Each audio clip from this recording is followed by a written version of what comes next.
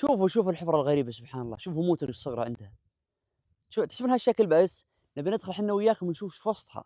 طبعًا زي ما تشوفون تراها عليها حبوس، يعني لا تقولون أحد ييجي يطيح فيها، يعني في علامات قبل، لكن بتشوفون شيء عجيب من داخل وفيها عمق مو طبيعي. يلا نروح نشوف. تقول لي عبد الرحمن شلون انحفرت؟ وشو بشيول، بوكلين؟ أنا أتوقع إنه بوكلين يا شباب، لكن والله يا هي عميقة عميقة. قبل ما أنزل الحفرة أقول أعوذ بكلمات الله التامات من شر ما خلق. شوفوا سبحان الله العظيم، تذكرني مراحل سندباد ما أدري ليه. يلا ونكمل الآن. والله يكفينا الشر إنسان فيها شيء، لكن شوفوا سبحان الله فيها عمق مو طبيعي. وش اللي حافرها؟ هذا السؤال. ترى ارتفاعها واجد يا الربع. وش الفله عندها؟ ترى التصوير ظلم ما انه ننزل.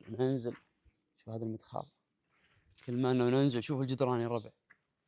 تخيلتوا الحين اقول لكم وش اللي حافرها؟ وش ذا. انا المشكله الحين معي فرامل ترى بيد حذيره. هذا يبدو لي انه طين اللي قدام، لكن بنكمل نشوف. وصح بسم الله. شو المنظر اللي اقول لكم يا الربع؟ منظر غريب، فيها كبر مو طبيعي والله. شوف لا اله الا الله.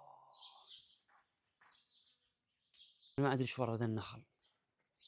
نكمل نروح مع الجهه الثانيه. في حس مويه تنقط بس ما ادري وينها بالضبط. يبدو اني يا شباب جبت العيد. في شيء يتحرك فيه ذا، الله يستر. ايوه دقيقه. في ذا شيء ما ادري وش هو. شوفوا بالنص بين النخل. وش ذي؟ زباين المكبوبات بكرامه. لكن شوف ياك. وش ذا؟ الحمد لله على السلامه. اي والله انهد حيلي يربع منها مره. بروح مع الجهه الثانيه نكمل. طبعا انا اليوم طالع البر عشان افطر، وان شاء الله بعد الفطور راح اكمل لكم في الحفره نفسها نشوف شكلها بالليل. وقبل ما اصور لكم الحفره بوريكم النور اللي راح اولع على الحفره به. هذه عدسات ترى مغيرها، شوفوا ليزر النقاط هذه.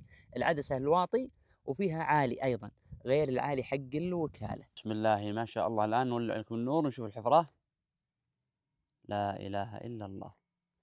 نروح نكمل تحت نشوف. صدق المكان مرعب يا شباب، شيء ما توقعون، لكن ما شاء الله كيف النور. لا اله الا الله. ننزل الآن ونشوف. والله المكان تحفة، والنور أتحف ما شاء الله. الحفرة على ما أعتقد يا شباب أنها محفورة علشان مياه الأمطار تجمعها، لأن في هنا قاعدة ماكينة، واضح إن في ماكينة قديمة فتجمع من مياه الأمطار. كنا بنصورها لكم. المشكلة الآن في الرجع، شلون برجع النور هذا قدامي، لكن عسى الله يعين. نشوفكم على خير.